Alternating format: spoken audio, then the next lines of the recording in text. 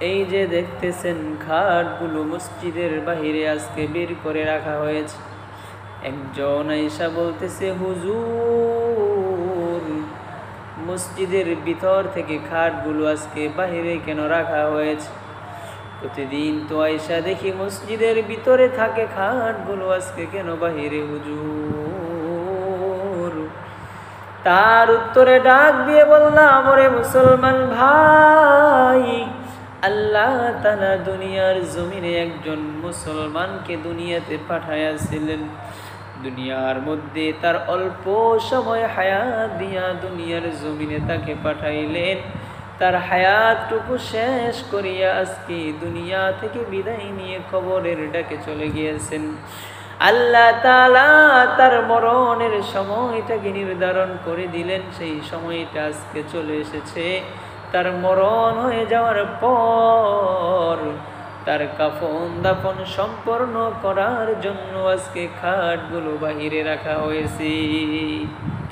ও মুসলমান ভাই, এই খাটগুলো দেখা, এই মরণের কথা শুই না একটা শিক্ষা আমাদের গ্রহণ করতে হবে।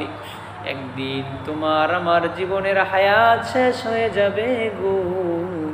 তুমি আর আমিও একদিন এই দুনিয়া থেকে বিদায় নিয়ে চলে অন্ধকার কবরে চলে যাব।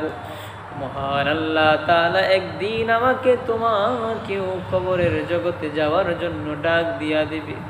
মালাকুল মাউত, মালাকুল মাউত সকলের পিছনে ঘুরতে থাকে গো। জানি না কোন দিন, জানি কার মরণের সময় এসে যায়। যখন মরণের সময় আসবে,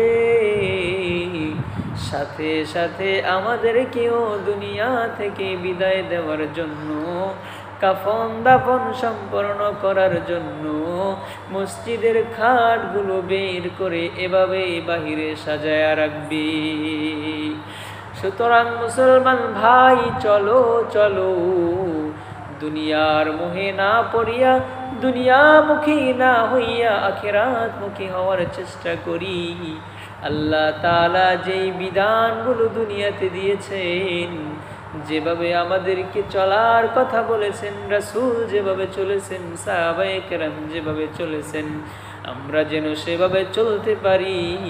আল্লাহ তাআলা আমাদের সবাইকে সেই তৌফিক নসিব করুন। সকলে পড়ি আমিন। ওয়া আখিরু দাওয়ানা আনিল হামদুলিল্লাহি রাব্বিল আলামিন।